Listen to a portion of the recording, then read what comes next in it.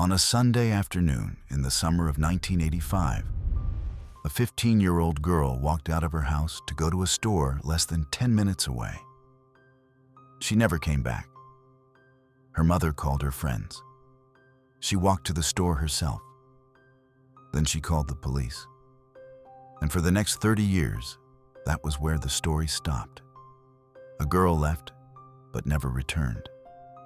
And no one could explain what happened in those 10 minutes between her front door and the store. Police searched. Investigators collected evidence. Suspects were questioned, followed, and cleared. The case went cold. Years passed. Decades passed. The detectives who originally worked the case retired. New ones picked it up. And still, nothing. Until one day in 2015, a man sitting in a jail cell on an unrelated charge picked up a cup and wrote 4 words on it. "I'm sorry for 1985. His DNA had already told investigators exactly what those 4 words meant. But the full story, who this man was, what he'd done before that Sunday afternoon, what he'd done after it, and how a law built from this very case finally tracked him down 30 years later. This is the story of Kristy Wesselman. And once you hear all of it, you'll understand why this case still makes people angry today. Glen Ellyn, Illinois, sits about 25 miles west of Chicago. In 1985, it was the kind of town where kids rode bikes until dark, front doors stayed unlocked, and neighbors knew each other by name.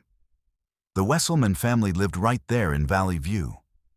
Sandy and Bob Wesselman had 4 children, 2 older brothers, a sister, and the youngest, Kristy.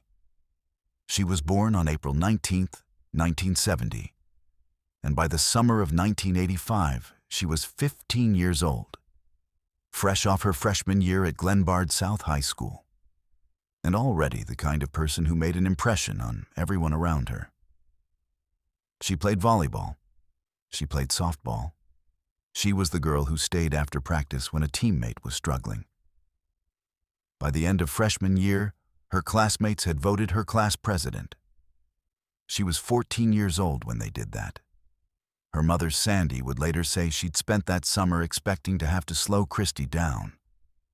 She was already doing too much, already reaching for more of everything. Looking back, Sandy said years later, maybe she wanted to get it all done. On July 21st, 1985, Sandy and Kristy were home together on a Sunday afternoon. No big plans, old movies. The day felt completely ordinary. At some point, Sandy mentioned she was craving something sweet. Without hesitation, Kristy said she'd go. She pulled on her shoes, and before she walked out the door, Sandy looked at her and said the last words she'd ever say to her daughter. "Be careful, Princess. I love you." The Jewel Osco was less than 10 minutes away on foot. Kristy knew exactly how to get there. Most kids in the neighborhood took the shortcut through a vacant lot. A narrow dirt path cutting through tall grass that years of foot traffic had worn down to bare earth. She'd probably walked it 100 times. She would have turned onto it without thinking. Around 4 o'clock in the afternoon, she walked through the front door of the Jewel. The clerk at the counter recognized her immediately. He lived in the same neighborhood. He'd actually babysat her years earlier when she was little. He watched her pick out a candy bar and a soda. She seemed happy, relaxed. She paid. She walked back out into the afternoon. She turned toward home. A family was having a barbecue in their backyard just a few dozen yards from the edge of that field. A gas station employee was working a shift about 60 yards away. The neighborhood was not empty. It was a Sunday afternoon in July, and people were outside. Not one of them would remember seeing or hearing anything unusual. Sandy waited. 5 minutes. 10. She told herself Kristy had run into someone, that the afternoon had drifted the way it sometimes does. But the feeling that something was wrong arrived before she had any real proof of it. She called Kristy's friends. None of them had seen her. She walked to the store herself, watching every street along the way. Nothing. The family spent the rest of the evening searching. Every hour that passed made the fear harder to push down. At 1:50 in the morning, Sandy called the police. The following morning, a Babazas, DuPage County Sheriff's deputy was retracing the route Kristy most likely would have taken home. He followed the dirt path into the vacant lot. And then something in the tall grass, just a few yards off the trail, caught his eye. He pushed through the overgrowth. He found Kristy's body lying in a pile of leaves. Beside her was a half-eaten candy bar and a soda bottle. She had made it out of the store. She had not made it home. Kristy Wesselman had been stabbed 8 times. A shoelace had been tied around her neck. She had been sexually assaulted. Investigators collected biological evidence from the scene. This evidence, in the right hands, with the right technology, could identify exactly who had done this. The problem was the year. It was 1985. The science needed to use that evidence didn't exist yet. So investigators carefully preserved it and set it aside, hoping that one day they'd have a way to use it. One more thing was missing. The pearl ring Kristy had been wearing when she left the house was gone. Her killer must have taken it. Police processed the crime scene with everything they had. No footprints, no weapon, nothing left behind. Detectives interviewed everyone who'd been near the field that afternoon. The family at the barbecue had heard nothing. The gas station worker had seen nothing. Witnesses placed Kristy at the store around 4 p.m. Not one of them could say where she went after she walked out. Investigators built lists of men in the area with violent histories. They followed tips. They questioned neighbors, people who used the path, people connected to the Wesselman family. Every direction they looked, they hit a wall. For 3 years, the case moved in circles. Then, in 1988, DNA analysis had developed enough to actually be useful in a criminal investigation. Detectives went back to every person they'd ever looked at and asked for voluntary samples. Most people said yes. The samples were tested against the evidence collected from Kristy. None of them matched. But one man had said no. His name was Dana Henry. He was 34 years old. He'd been on the department's radar since the beginning of the investigation, and the reason was simple. His mother's backyard sat about 100 yards from where Kristy's body was found. That proximity had kept his name in the file for 3 years. When detectives came asking for his DNA, Henry refused. He hired a lawyer. Police went to court to force the issue. Henry showed up at the hearing, said he was innocent, and was held in contempt of court for refusing. And then police did something Henry has never forgotten. "They took my clothes," he said years later. "Put me in a jail cell, never told me why I was a suspect, never read me my rights. So I guess I never had any." He stayed in that cell until he agreed to give a sample. No match. Dana Henry had nothing to do with Kristy Wesselman's death. He was cleared and released. But he was not free, not really. Henry claims he spent approximately $50,000 on legal fees fighting an accusation that was never true. He says he had to mortgage his house to cover the cost.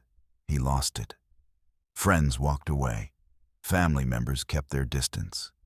He moved to another county and tried to start over. The cloud that had gathered over him never lifted, not even after the DNA cleared him. Some people still believed he was guilty because once an accusation attaches to a person in a small community, facts don't always remove it. "I've had 2 settings over the last 30 years, he said in 2018. Angry and depressed. Nobody from the police department ever apologized, and the case still had no answers. Then, in late 1985, a man the court would later only identify as Willis, began contacting the Wesselman family directly. He claimed to know who was responsible. He sent tips. He made calls. Each one was checked by investigators. Each one led nowhere. This went on for nearly 4 years. 4 years of false hope and dead ends for a family already living inside the worst thing that had ever happened to them. By 1989, Sandy Wesselman had had enough. The family filed a complaint. A judge issued an order barring Willis from ever contacting them again. When police looked into Willis himself, they found no connection to the crime. Another name, another dead end. In 2000, investigators made their best move yet. They submitted the killer's DNA profile to the Combined DNA Index System, the national forensic database maintained by the FBI. If that profile ever matched someone arrested anywhere in the country, investigators would get a notification. It was a waiting game. But at least now they were playing it at the national level. They waited. No match came back. Sandy Wesselman had moved to Colorado by then, but she hadn't moved on.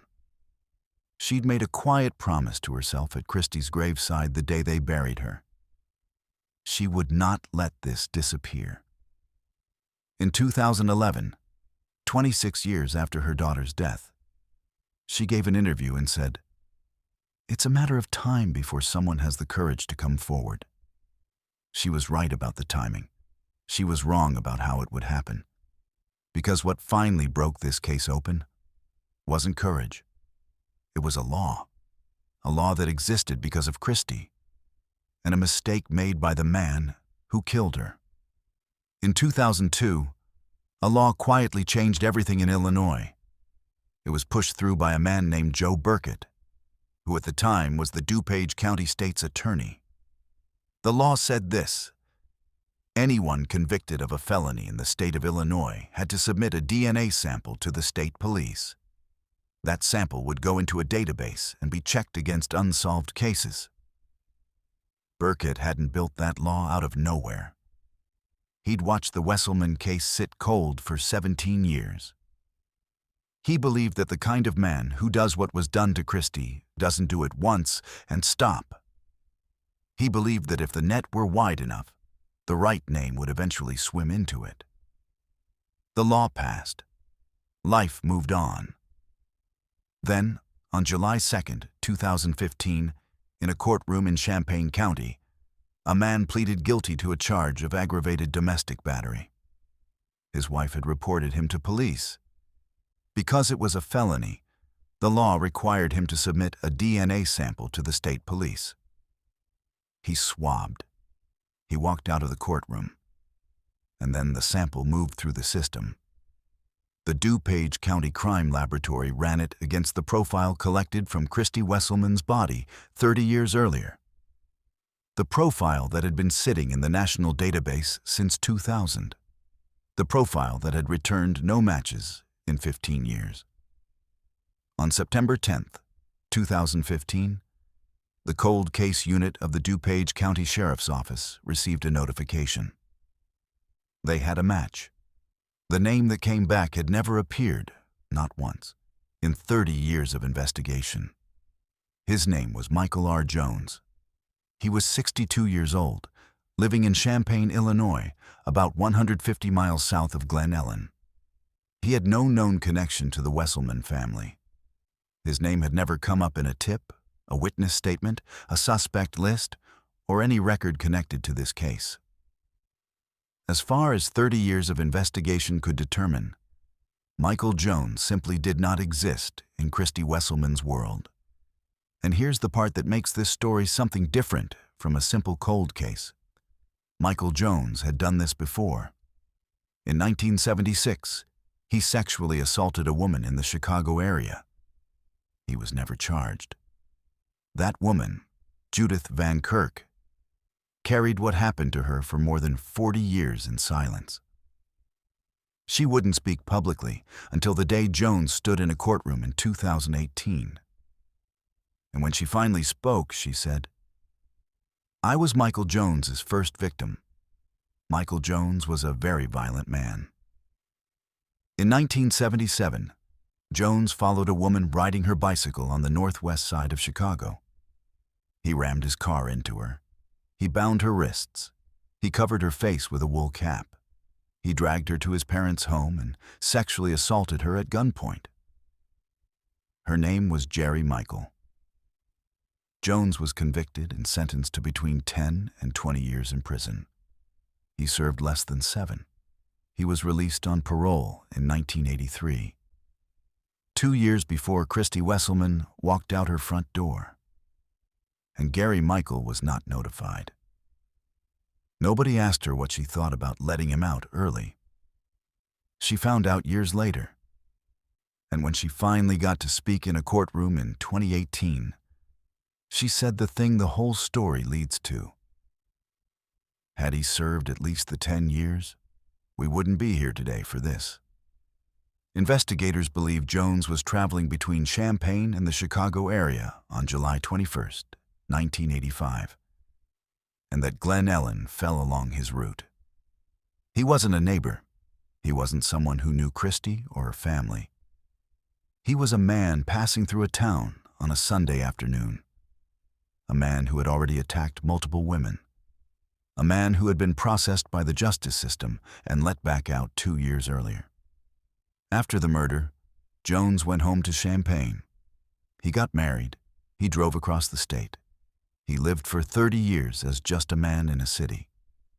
While detectives chased, dead ends, and a family buried their daughter and waited for answers that never came. Until a domestic battery charge in 2015 put his DNA into a database. And the database remembered what he had tried to forget. When investigators sat down across from him after his arrest and showed him a photograph of Kristy Wesselman, Jones looked at the photo and said, "As God is my witness, I've never seen her before." But sitting in his jail cell, when he thought no one was watching, he had already picked up a styrofoam cup and written 4 words.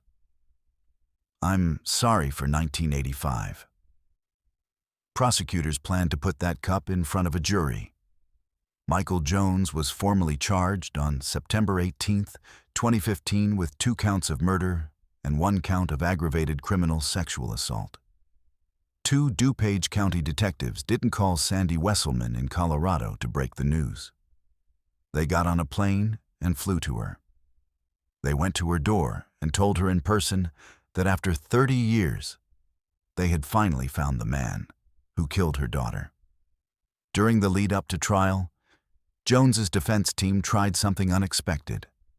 They attempted to pin the murder on a deceased convicted serial killer named Ralph Raymond Andrews, who had died in an Illinois prison in 2006. The defense pointed out that Andrews had reportedly listed a victim named Chris among his victims before his death. It was an attempt to create doubt. The court rejected it. The DNA connecting Jones to the crime was not a matter of interpretation. On January 18, 2018, Michael Jones, now 64 years old, pleaded guilty to 1 count of murder. He said nothing. The plea deal didn't require him to explain what happened on that path. Didn't require him to answer for anything else his history suggests he may have done. He accepted the deal, kept his silence, and let the process move forward without saying a single word to the family sitting behind him in that courtroom. 5 days later, on January 23, 2018, DuPage County Judge George Bacallis sentenced him to 80 years in prison. Parole eligibility. No earlier than 2095. The judge looked at Jones and said, "At the age of 64, this is essentially a life sentence. Based on his conduct, the defendant has earned each and every day of his sentence." Michael Jones did not speak. Sandy Wesselman stood before that court and described her daughter. Vibrant, spirited, gifted, amazing. She talked about who Kristy had been in her 15 years, and she talked about everything Kristy never got to become. And she called her daughter's life an unfinished book. "It's a joyful day and a very sad day," Sandy said afterward. "We will always miss Kristy." Her son Bill had been waiting 30 years to be in a room where someone was held accountable. When Jones was first arrested in 2015, Bill stood at a press conference and said, "My initial reaction is shock and awe. We've been waiting for news like this for 30 years, and it finally came." Gary Michael stood outside the courthouse on sentencing day, 35 years after Jones had attacked her at gunpoint, 35 years after she had not been warned about his early release.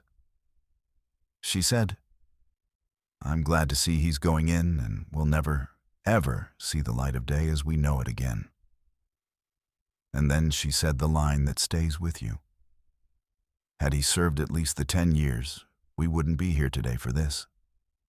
Judith Van Kirk stood there too. Jones's first known victim, the woman no one had ever convicted him for. She said, "He took away our innocence, but he did not take our love away that we have inside." Joe Burkett, the man who built the 2002 DNA law from the failure of this very case, said, "We always figured the time would catch up to whoever committed this offense. We'll never know why he was here. But one thing we know for sure, it was him." And Dana Henry was in that courtroom. The man who had been stripped of his clothes, locked in a cell without being told why, cleared by DNA, and left to carry the cost of an accusation that was never true. He had come hoping that watching the real killer face a sentence would give him something that had been owed to him since 1988. It did not. "I've had 2 settings over the last 30 years, he said the day after sentencing. Angry and depressed. No apology had come. No one from the department had ever stood in front of him and said they were wrong. He watched justice land on Michael Jones and left without any version of it landing on him.